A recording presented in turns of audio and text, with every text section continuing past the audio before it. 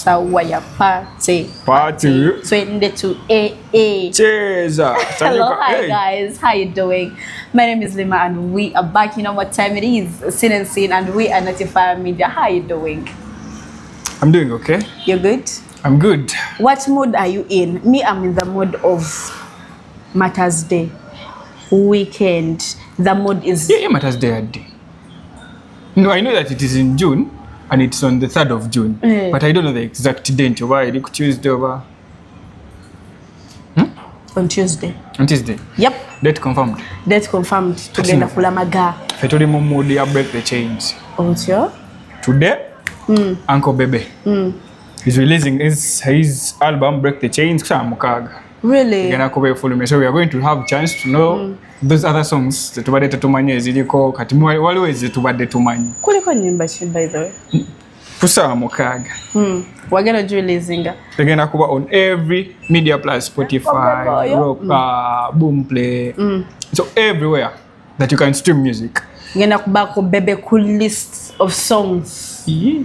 Yes. It is an album. Nene waba yeteka ku Bebe cool list. Ne yateka ke nyimba ze.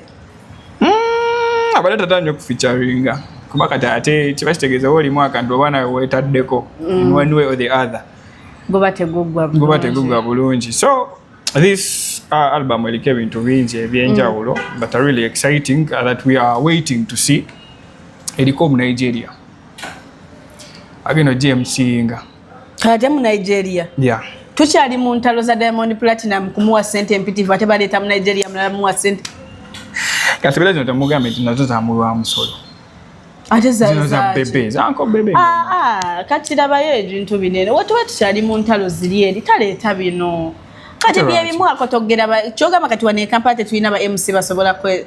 Ate Uncle Bebe bwatyo bwateeka ebintu bya international bwatyo yakola conference number agenda ku releasinga simanyanga luyimba nalyo katu releasing ebintu ebitategerekeka. But one thing I know about this guy Gwaleta Adisope. He's a very good guy. Another touch of the Afrobeats. He's a Nigerian, basically, wakawa mukolera nye UK. So being that album as Zenga again James it is bringing it, is putting it to the international market. Other than with one Gambident, he's bringing these local MCs. Sibanafuyo basibazalawa. But when you look at the chart of the music and the artists are very cool, like the ones he's collaborating with on this album, collabo zaina mwe tono chikulaga nti at least album inakubeera push to the international market. That's why nze yokuleta for an international MC, I wouldn't see it as a bad thing for the album. Uncle Bebe mpazi na yakola Afrobeats.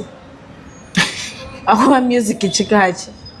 Akuba byonna sikulimba because aina chi botunulira music right now. Music wakuba byonna yandigenze mu buli nsi najjayo gundi najjayo MC. Ate kyetagisa MC anafuya ebintu byaffe abantu talina kyanafuyiza waliwo ba MCs bangi ngani kati zo baba nabo nga bagenda kuba like we are going to have big concerts bichi tubenga tuleta abantu. This is not a concert, this is just an album. No, I'm giving an example. Tuma tugenda kola bintu byamani big concerts bichi tuletenga abantu ba outsiders etuwa bana bawa. If you can afford, you can afford to bring an outsider or an international person to come and be on your event. Kitegeeza kikuwa kyakuyiga ki if you are a local MC wane Uganda nawe kola nnyo so that basobola okuyita you go and represent Uganda somewhere else. Lwaki tu importing abantu nga nawe osobola okuba ne art asobola okutwalibwa ebweru. So let them work on themselves, they work on their art. So batono nnyo bakola bebatwaleyo ku featuringa mu gundi ezo. MC kati abadde London with those of Elijah Chitaka. So I'm telling you, brand yourself bulungi. Yeah. Yeah, that's the correct word to use. Yes. Branding when you brand yourself, bajja kutwala into that international field. So but bwebabera wano nga babanyikola local content, local shows, and actually the connections kintu kikulu. Kyogereko kubanga byonna osobola bikola nga toyina connection. One thing nobeera wano one thing is ekyendaba nti omuntu anasinza okuba ekintu kya connections nti buli lwalaba artist ali wano nga ali foreign nga zze Shiraga Shumba. she has built her network okitegera oyo ye woba muyimbi naye simanyi lwaki Rickman teyamufunamu nnyo anyway kasita yamugulira tiketi okulaba omupiira gwa Senu naye yamufunamu byatajja tugamba yamufunamu ki oli yamufunamu kati Rickman singa akyali awo singa oyo mwala yamufunamu singa akyali awo waali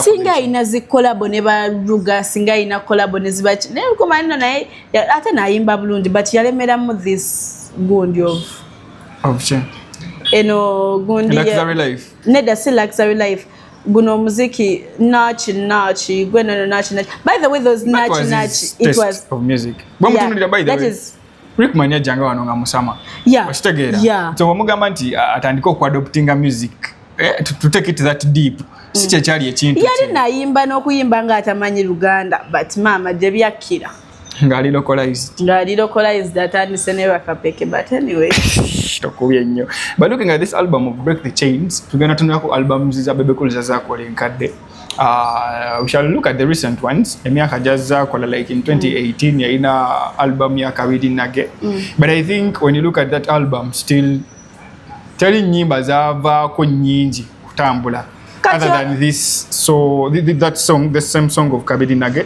Beratunda in 2018 still yaina album endala gyakola ne wa Sauti Sol that is nembozi za malwa but still labo tunulira that same album oluyimbo lwali kongo oluyimbo olumu still lwa outshining album yonna true chantunulide kweno album I haven't seen any song olubominga naye Uncle Bebe but let's give it a chance era kyekimu like nze mundowoza in my own opinion I really don't think that wadde agipisa nnyo agiranze yagipisa agikoze biki but it is not going to be that hitting album yagitaddemu sente nyinyi agitaddemu ebintu bingi but and it is not even the first time Uncle Bebe ng'akola album ezitanyuma waliwo neno gye yakola in 2015 bagita batya Go Mama Go Mama tebinyuma album yete ya nyuma kati enyumba ze enyimbe zirimu mwe album Break the Chains simanyi oba mulimu olulimba lwa motivation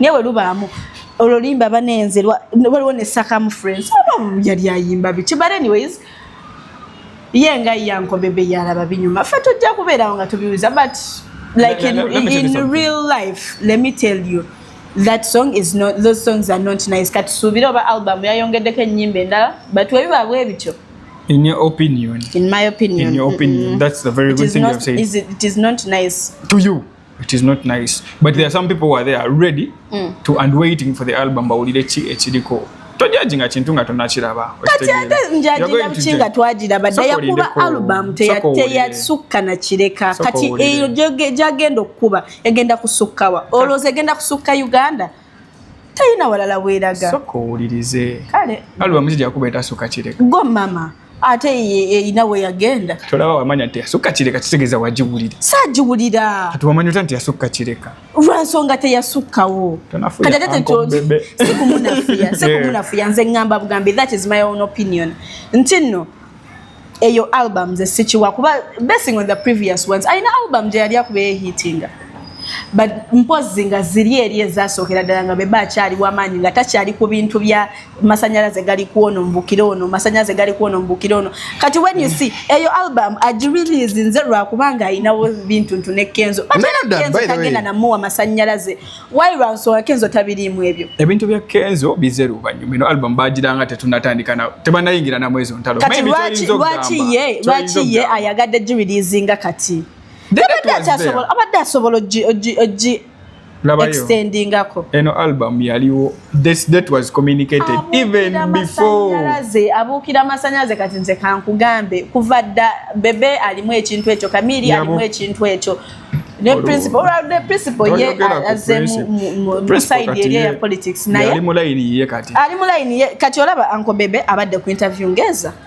ngayogera kintu kimu Kenzo tamuwadde na view nti ebigundi by'amaanyi by the end of the day ku interview agenda kyogera ko nga bali bakimubuuziza tasobola kuva eri natandika welcome to the show Uncle Bebe omuntu nga ye tayeetaaga masanyalaze kuva ku muyimbi mulala him as kunoonya masanyalaze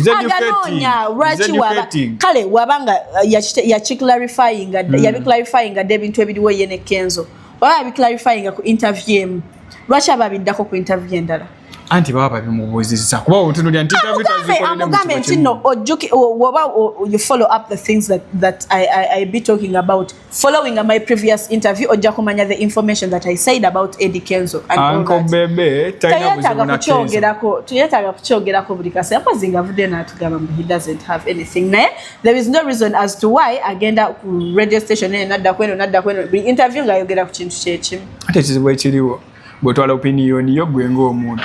It is my opinion and I'm saying it basing on the things that are there. Listen.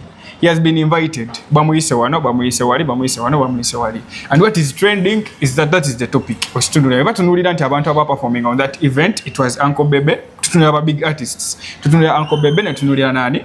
Eddie Kenzo. When they asked him kuba after the event Eddie Kenzo yavayo na criticizing ebyaliwo okitegeera, then the people were like Uncle Bebe gwe nga tewavayo kwogerayo kintu ki on that. He gave his opinion. He was like ati nze ngaludde mu industry tulina kola bwe tuti let us brand ourselves tukole kino tukole kiri. He's trying to educate. He's not trying to set a war ne Eddie Kenzo kati mwenga yamugamba nti anoonya amasanyalaze eno linda okumayanga amasanyalaze ganoonyezebwa buli wamu. Linda Kamili taliwa ali Rwanda Linda ogenda wulira mudakiika ntono nnyo ogenda muwulira nga alina kyayogedde ku ex we Daniela ajja kwogera ekintu nekiba kiri off topic nekiba kiri weird ajja kyogerako just why because he wants to trend because he wants to be on trend kuba alaba nti no Bebe is in the spotlight ayagala mujjako masanyalaze naye so kati buli omu alina kujja kwalina masanyalaze yes bwe bati nkugambye abayimbi basatu lwakuba oli gundi Uncle Principal yagenda keno alimu into politics. But what to break the chain? And he has invested a lot of money over around 700. Around 700 US dollars. Is taken album. So and I look at the artists Abalika Wali International, Kuliko Joshua Baraka. So and when you feel the taste of Joshua Baraka, I think he's going to add something onto this album. But Unurida Ainako Yalamide. That Nigerian lady still on this album nae kwali. So nze bwe ntunulira break the chains, I think it is an album oyinza omujja as I've had tutunulira zili albums zona zibadde zirina amanya agatategeereke kagoma ama ate mbozi z'amarwa but I think he has reached the climax. Now he's yet to break the chains. So he's going to break the chains. He's going to break the chains. Nze nkubuulira ngera ye yetaaga sala. Just challenge amuje tulinawo like as Ugandans, ekintu kye bayita album tetumanyi kiwelcominga. Bwe tunuulira artists abaze ne bakola albums ez'enjawulo, bwe tunuulira Karol Kasita yajja n'akola album ye limited edition. Naye people picked 1, 2, 3 songs endala ne bazidroppinga. Yeah, that is true. It is very true. People batunuulira nnyo oluyimba olukoze eki olubuumiize ebisigadde ku album. Obanga kivira ddala ku bayimbi nti they don't give the same time and the same energy to these other songs.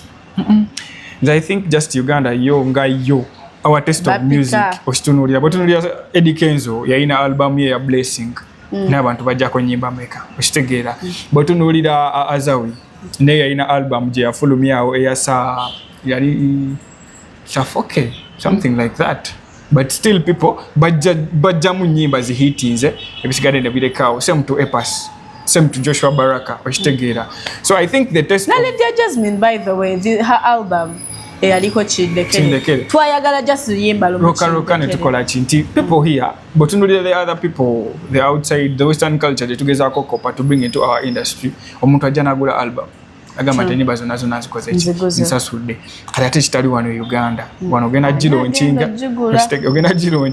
omalo Giro Nchinga utandika ate kuba copyright and all that enyimba but anyways we pray until all these things are going to get better. Me I'm telling you these coming artists bagenda kubera with a very well organized music industry. Yeah, Joshua Baraka by the time Chensubira wanaddamu kutari album endala there will be a change, a lot of change in his music and his audience. Kubanga kati audience jaina a little bit, a big.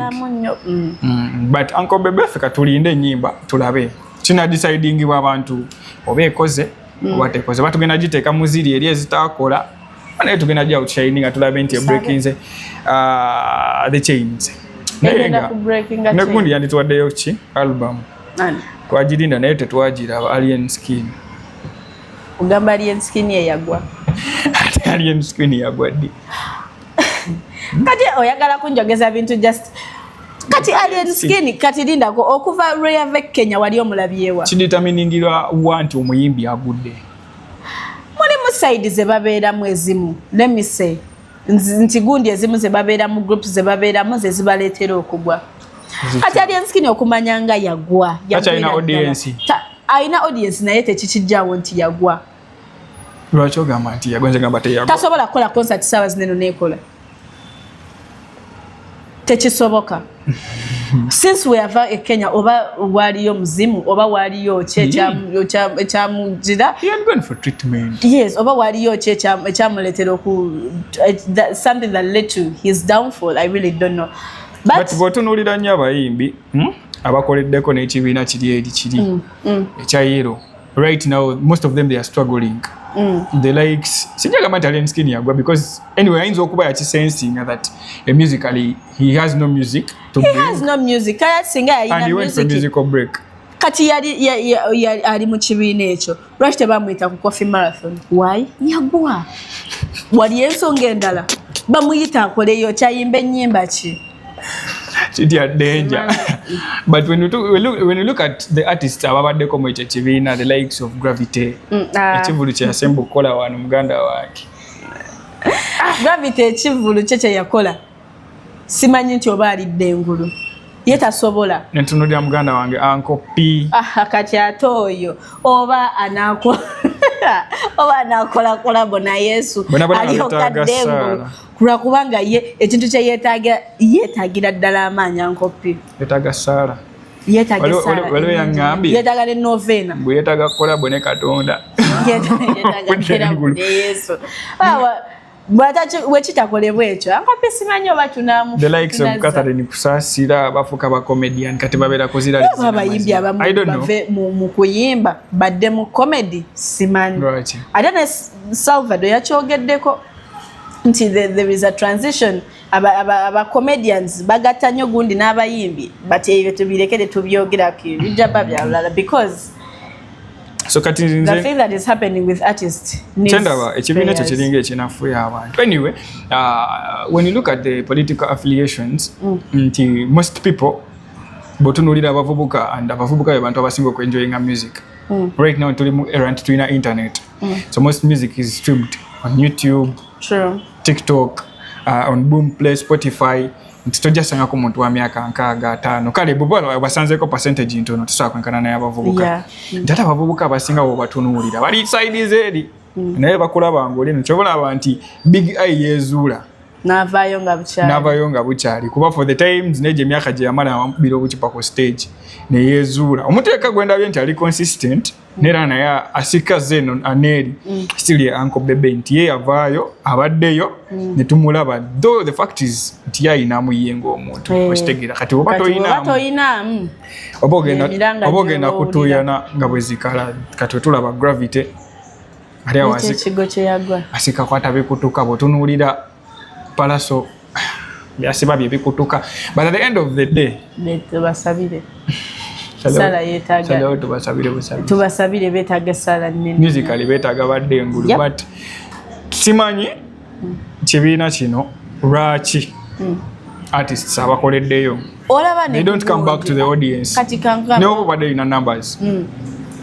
Olaba ne baali ba openinga this thing tebamuyita ekibiina kya Mathias Mpuga.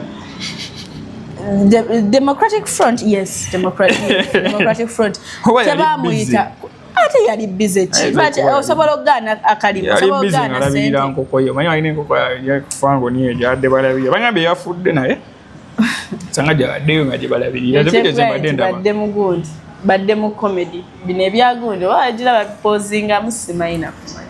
So what, but me, the advice I can give in my own opinion, Boboli artist, Boboli muimbi in this industry. If you want to stay into the industry and you want to stay loved by the people, what have been to you know kujam, no be wala, ostegera, bambi to your politics. Ostegera, what have been to every munga, begin a kwaula kubantu. True. Yimba kuba music wo ogende. Tolaga side. I know, support someone, kumutima. Chavala ntinema mugendo kulonda when you're taking the ballot. Bulemu atikingira mu baafu tebaagala bamanyi otikinza otikinza ositegeera. Negwe bw'ovaayo n'olaga side. Ko kati waliwo abantu abagamba. Obanga ataddewo line oti nti bano badde eno bano badde eno. Audience eyawuddemu. Bo balina side gye bagamba enyigirizibwa ne side enyigiriza. Kati gwe okusalawo n'oganda tetuganye nti eri waliyo ssente but it is time limited. Nti tojja kufunayo bw'ofunye. Naye bakuyita bakuweeyo togenda. Kati omusajja wuyo ngambe tebamuyise ku coffee marathon. Can you imagine? Bakuyita bakuweeyo togenda. Okumpa. Yani bampa soogera. Zirize omukukutu sina gamba. But anyways, we're having a lot this weekend. That is happening. Yeah, we're having a lot that is happening this weekend, and ngaye twabagamba nti no, Rust and Rhymes do not wear heels. Ekigendo bereri kigenda bakirala mujja kujja n'ebigatto byo bakugobe. Enzo okulinnya ekisiwo n'akagalo. Pozi wagamba baani abatajja? Abatalina nyashi. If you know you don't have a good body, why do you come? Why do you come? What do you want? Kati oyagala tusigalibwa tugenda kukola kyewaka. Tugenda kukola akadoli kadde wadde akadoli festival. Oba tugende mu kulamaga. Bana abantu balamaga. Abantu balamaze gwe I can't imagine nti omuntu atambula kuva Kabale najja eno n'atambula kuva Masaka najja wano Kampala kulamaga. Naye gwe awana. Yogenda n'okuba amapiano. Eddiini eri ku mutima. Eddiini eri ku mutima. Eri ku mutima. Era abantu abagenza okulamaga, you're welcome. Thank you so much. For what? For going to kulamaga. Nezo church. Nze nimukkiriza mulimu ebintu ebimu byesikolana but eddiini eyange eri ku mutima. Omanyi amachurch gahostinga abantu over like 200 or 300 people. Churches. Omuntu n'ava ewe nga tamayina gy'agenda kusula. Naye nga alina faith nti Katonda at some point somewhere miracles will happen. I will buy a Range Rover. Ekyokulya simanya tujja kufuna owokusula tujja kufuna balina okukkiriza gwe toyina nina okukkiriza nange nkulina naye mulimu nze ssalye situuka kobale anyways mulamage byammwe n'abaganze ku makyanga bayitirivu bati bambi but Katonda waji basinga okwagala n'abaana abato n'abakadde nno kati omukadde bw'alwalira awo nga batambula bamukolera ki? Wabeerawo ambulances babeerako, they can give you first aid. Oh, in case of what okimakinze n'ofa. Fire. Oh, fire. Is part of us. Buli omu alifa naye. Ebyo bibyo nze wamma tukyaliwo. Toyina nakukkiriza Katonda talina nakukkiriza mbu alina okukkiriza. Olaba Yesu yafa n'azuukira. Wamma, thank you guys for watching us. Subscribe to our YouTube channel. Follow us on Facebook, Twitter, Instagram, and all our social media platforms. We are Notify Media and Sigaden Lima. This has been the Sin and Sin. Till we meet again. The V.